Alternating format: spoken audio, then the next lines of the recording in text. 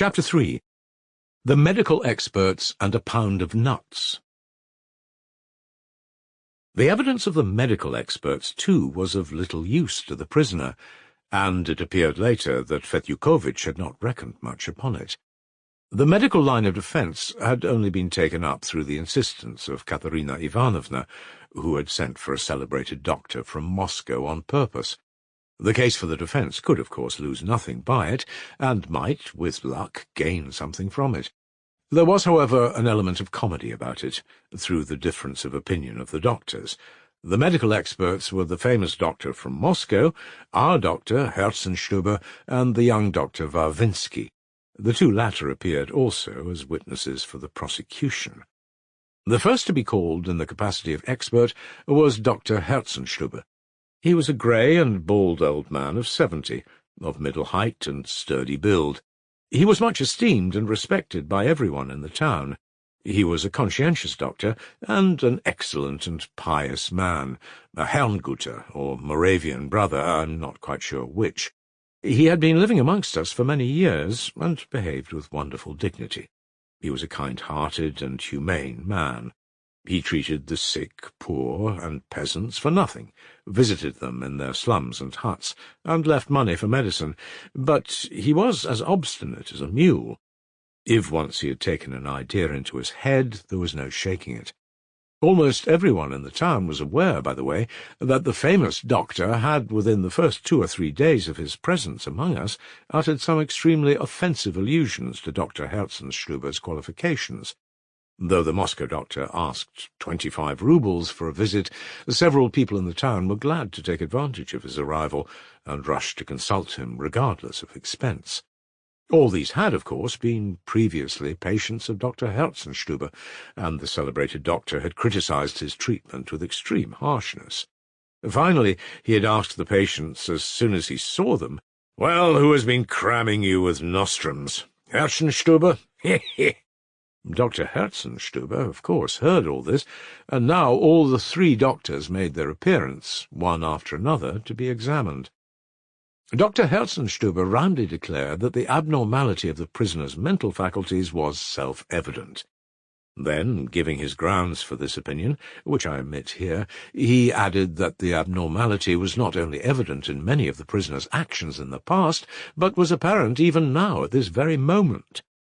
When he was asked to explain how it was apparent now at this moment, the old doctor, with simple-hearted directness, pointed out that the prisoner had an extraordinary air, remarkable in the circumstances, that he had marched in like a soldier, looking straight before him, though it would have been more natural for him to look to the left, where among the public the ladies were sitting, seeing that he was a great admirer of the fair sex, and must be thinking much of what the ladies are saying of him now, the old man concluded in his peculiar language.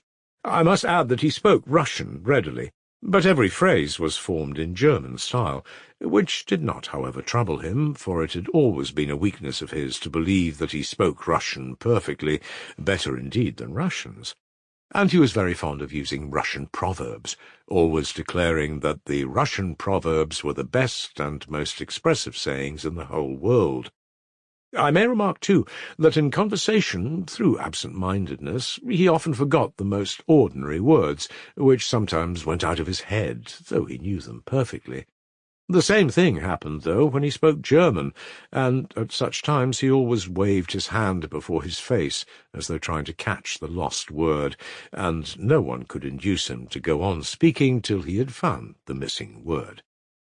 His remark that the prisoner ought to have looked at the ladies on entering roused a whisper of amusement in the audience. All our ladies were very fond of our old doctor. They knew, too, that having been all his life a bachelor and a religious man of exemplary conduct, he looked upon women as lofty creatures, and so his unexpected observation struck everyone as very queer.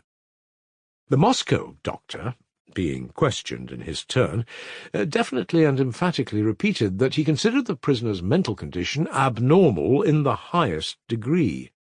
He talked at length and with erudition of aberration and mania, and argued that, from all the facts collected, the prisoner had undoubtedly been in a condition of aberration for several days before his arrest, and if the crime had been committed by him, it must, even if he were conscious of it, have been almost involuntary, as he had not the power to control the morbid impulse that possessed him. But apart from temporary aberration, the doctor diagnosed mania, which promised, in his words, to lead to complete insanity in the future. It must be noted that I report this in my own words. The doctor made use of very learned and professional language. "All his actions are in contravention of common sense and logic," he continued. "Not to refer to what I have not seen, that is, the crime itself and the whole catastrophe the day before yesterday, while he was talking to me, he had an unaccountably fixed look in his eye. He laughed unexpectedly when there was nothing to laugh at. He showed continual and inexplicable irritability, using strange words, Bernard, ethics, and others equally inappropriate.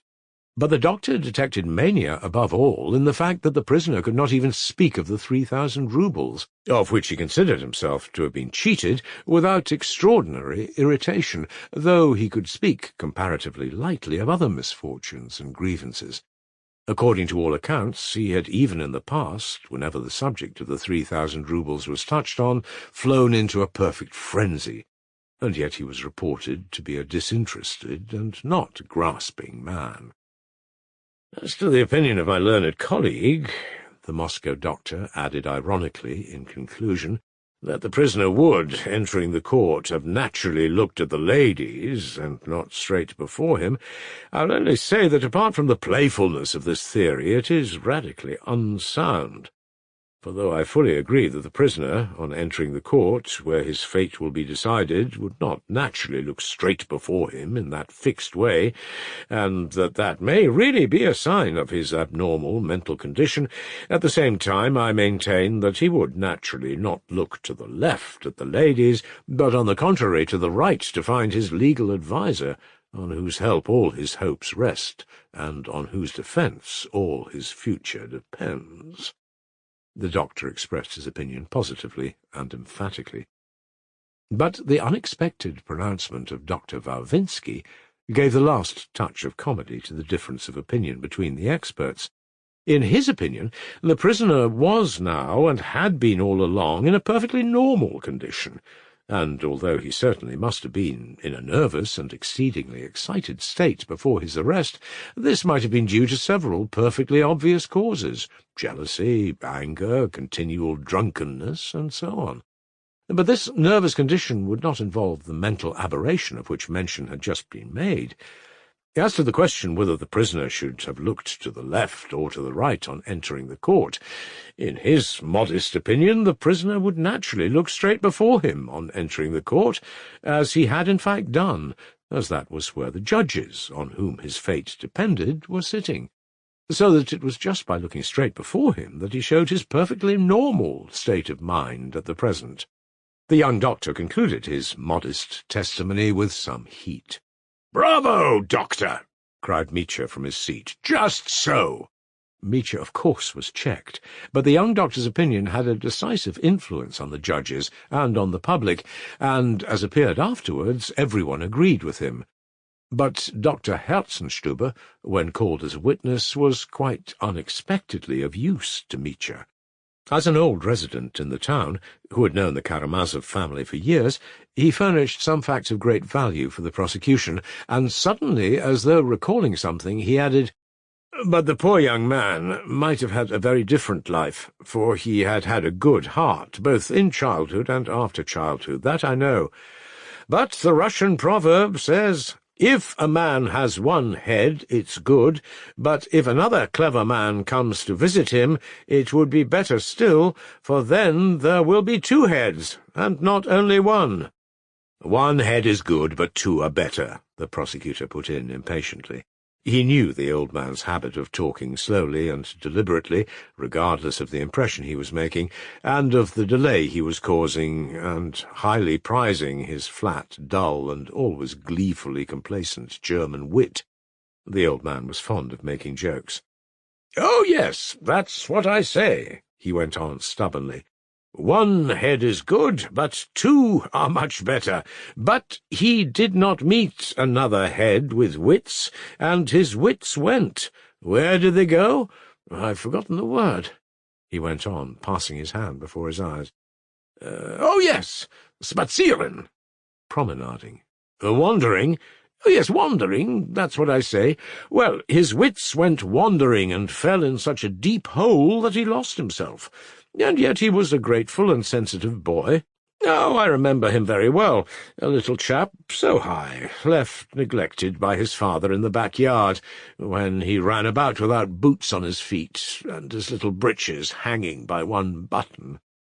A note of feeling and tenderness suddenly came into the honest old man's voice. Fedyukovitch positively started, as though scenting something, and caught at it instantly. "Oh, yes, I was a young man then. I was 45 then, and had only just come here, and I was so sorry for the boy then. I asked myself, why shouldn't I buy him a pound of what, I've forgotten what it's called. A pound of what children are very fond of. What is it? The doctor began waving his hands again. It grows on a tree and is gathered and given to everyone. Apples? Oh, no, you have a dozen of apples, not a pound. No, there are a lot of them, and call little. You put them in the mouth and crack. Quite so. Nuts, I say so, the doctor repeated in the calmest way, as though he had been at no loss for a word. And I bought him a pound of nuts, for no one had ever bought the boy a pound of nuts before, and I lifted my finger and said to him, Boy, Gott der Vater. He laughed and said, Gott der Vater, Gott der Sohn. He laughed again and lisped, Gott der Son, Gott der Heilige Geist. Then he laughed and said, as best he could, Gott der Heilige Geist. I went away, and 2 days after I happened to be passing, and he shouted to me of himself, Uncle, Gott der Vater, Gott der Sohn, and he had only forgotten Gott der Heilige Geist, but I reminded him of it, and I felt very sorry for him again. But he was taken away, and I did not see him again. 23 years passed. I'm sitting one morning in my study, a white-haired old man, when there walks into the room a blooming young man, whom I should never have recognized, but he held up his finger and said, laughing, Gott der Vater, Gott der Sohn, and Gott der Heilige Geist. I have just arrived, and have come to thank you for that pound of nuts, for no one else ever bought me a pound of nuts. You are the only one that ever did. Then I remembered my happy youth and the poor child in the yard without boots on his feet, and my heart was touched, and I said, You're a grateful young man, for you have remembered all your life the pound of nuts I bought you in your childhood, and I embraced him and blessed him, and I shed tears. He laughed, but he shed tears too, for the Russian often laughs when he ought to be weeping. But he did weep, I saw it, and now, alas, and I am weeping now, German, I am weeping now, too, you saintly man, Mitya cried suddenly. In any case, the anecdote made a certain favourable impression on the public, but the chief sensation in Mitya's favour was created by the evidence of Katerina Ivanovna, which I will describe directly. Indeed, when the witnesses à décharge, that is, called the defence, began giving evidence, fortune seemed all at once markedly more favourable to Mitya, and what was particularly striking, this was a surprise even to the counsel for the defence. But before Katerina Ivanovna was called, Alyosha was examined, and he recalled a fact which seemed to furnish positive evidence against one important point made by the prosecution.